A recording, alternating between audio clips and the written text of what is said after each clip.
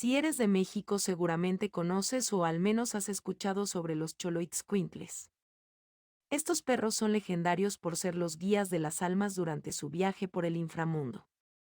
Fueron parte fundamental de los rituales hacia los muertos durante la antigüedad. Se dice que Juan Diego tenía uno. También se dice que los grandes brujos siempre andan en compañía de un Xoloitzcuintle.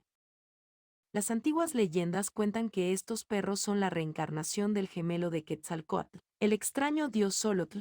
Se dice que cuando el dios fue asesinado se negaba a permanecer muerto, pero al no poder regresar del todo envió partes de su espíritu a esconderse en seres como los ajolotes y partes de su carne a esconderse en perros, que terminaron convirtiéndose en una nueva raza, los Xoloitzcuintles. Un dios que al morir pasa, en cierto modo, a convertirse en un animal. Sí, el dios Xolotl fue el primer nahual. Más aún, también se cuenta que Xolotl fue el responsable de la creación de los humanos. Sí, podríamos ser hijos de un dios nahual. Bueno, yo crecí en un pueblo entre Oaxaca y Guerrero que criaba Xoloitzcuintles. Yo mismo tuve uno. Me lo regalaron cuando cumplí 3 años. Ese cachorro creció conmigo. Me acompañó durante 20 años hasta que murió por causas naturales. Dicen que los perros pueden oler el peligro. Desconozco si esto aplica para todas las razas, pero me consta que los Xoloitzcuintles sí poseen esta habilidad. En una ocasión, cuando yo tenía 15 años, estaba sentado fuera de mi casa viendo cómo caía una tormentosa. Siempre me ha gustado el agua y a mi perro también. De pronto él se levantó y comenzó a ladrarle a un árbol que se encontraba al otro lado de la calle. Unos instantes después un poderoso rayo impactó en el árbol incendiándolo y partiéndolo. Pasó el tiempo, y una noche todos los Xoloitzcuintles comenzaron a ladrar con furia. Todos nos asustamos. Sabíamos que algo terrible estaba por ocurrir. Los perros alfa comenzaron a guiarnos fuera del pueblo mientras el resto de los caninos nos venían cuidando por detrás. Conforme caminábamos el viento comenzó a ponerse violento y una densa lluvia comenzó a caer. Era un huracán. Los Xoloitzcuintles nos llevaron hasta una cueva. La mayoría de los perros se quedaron afuera, ladrándole al cielo. Solo un alfa y algunos de los perros, incluyendo al mío, nos guiaron por el interior de la cueva. Ahí pasamos la noche. Al amanecer, salimos, y todos los perros que se habían quedado afuera estaban muertos. Caminamos de regreso al pueblo y no quedaban más que puras ruinas. Lo perdimos todo. No nos quedaba más opción que dejar el lugar e irnos cada quien por nuestro lado. Mis padres y yo terminamos viviendo en San Juan del Río. Mi perro murió en mis brazos algunos años después. Murió tranquilo, no sufrió. Simplemente su tiempo en este plano había terminado. Ver su cara de tranquilidad me ayudó para no ponerme triste. Yo sabía que su espíritu iba a reencarnar en otro perro y que sería el compañero y guardián de alguien que lo necesitara. Decidí por no tener nunca otro perro. Nadie podría ocupar su lugar.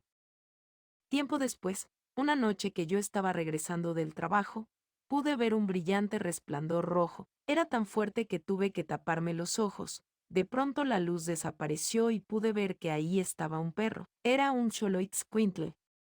Parecía estar dormido. Doña Luz también vio lo acontecido pues se encontraba afuera de su casa. Entonces ella se acercó al perro, lo cargó y lo llevó al interior de su casa. Eso fue bastante raro, la verdad. Entré a mi casa y le conté a mis padres lo que había pasado. También se les hizo raro. Procedimos a cenar y luego a dormir. La noche siguiente hubo luna llena. Ya era de madrugada cuando comenzaron a escucharse unos extraños ladridos y crujidos, como si alguien estuviera intentando romper una puerta a machetazos. Me levanté de mi cama y me asomé por la ventana, pero no vi nada. El ruido parecía provenir de la casa de Doña Luz. De un momento a otro los ruidos cesaron así que me fui a acostar. A la mañana siguiente, luego de desayunar con mi madre, mi papá y yo salimos cada quien a su respectivo trabajo. Mi padre trabajaba en Tecozautla. Él iba hasta la casa de un señor que lo llevaba en camioneta hasta allá. Yo trabajaba en el centro de San Juan. Cuando llegué a la zona centro había un caos, había mucha gente histérica en las calles. Durante la madrugada habían desaparecido 2 niños. La turba exigía respuestas y un culpable, pero nadie había visto nada. Los padres de las criaturas estaban destrozados. Claramente, yo no podía hacer nada, así que continué mi camino para no llegar tarde a mi trabajo. Cuando llegué todos estaban hablando de eso. Inclusive, quien vivía ahí cerca dijo que le pareció haber visto una gran sombra correr por las calles. Terminó mi turno y emprendí mi camino de regreso a casa. Ya no había escándalo, pero sí había varios hombres armados caminando por la zona, eran los padres y sus amigos. Estaban al acecho de ver cualquier cosa extraña para darle rienda a su coraje y deseos de venganza. Al llegar a mi cuadra pude ver a doña Luz sentada afuera de su casa, la saludé y me respondió amablemente. Me acerqué a ella y le pregunté sobre el perro que había recogido. Me dijo que estaba enfermo y tenía algunas heridas, así que había tenido que practicarle algunas curaciones, que a eso se debía el escándalo de anoche. Me despedí de la señora y me fui a mi casa. La noche transcurrió con tranquilidad. No hubo ladridos ni ruidos raros, así que supuse que doña Luz ya había curado a su nuevo perro. La mañana siguiente, al llegar al centro, encontré al doble de personas, el pánico se había apoderado de ellos, habían desaparecido 6 niños más.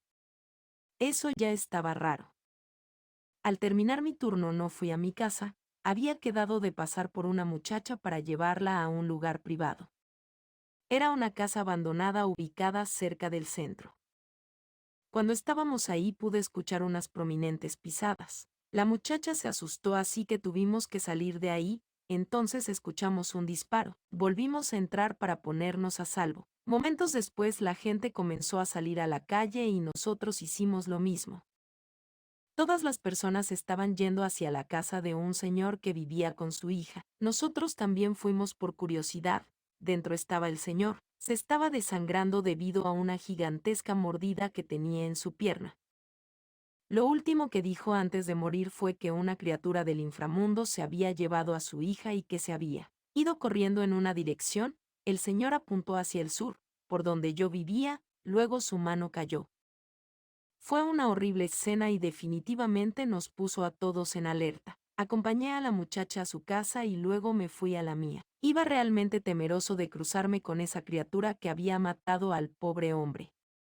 Afortunadamente, pude llegar a mi casa sano y salvo. Le conté a mis padres lo que había pasado y también se asustaron. Acordamos que mi padre no iría a trabajar hasta ver qué era lo que estaba sucediendo. De todos modos, no corría riesgo de perder su trabajo, ya que su jefe era un viejo amigo suyo. Antes de irnos a dormir comenzamos a escuchar mucho ruido afuera. Les dije a mis padres que se quedaran dentro. Yo salí y vi a un grupo de gente, liderados por el párroco, frente a la casa de doña Luz. Estaban llamando a su puerta, pero no salía. Yo me acerqué a preguntar qué es lo que estaba pasando. Me dijeron que un vecino reportó que ella había recogido un perro que había salido de una siniestra luz roja. No pude negar los hechos. La gente no tumbaba la puerta nada más porque ahí estaba el párroco. Entonces les dije que me dejaran hablar con la señora. Le grité a doña Luz, entonces salió. Le expliqué que toda esa gente estaba algo nerviosa por el perro que había recogido, ya que pensaban que se trataba de la bestia que se había llevado a los niños. La señora nos dijo que su perro por las noches se salía y luego se iba hacia el monte. Nos dijo más o menos por dónde y todos fuimos hacia allá.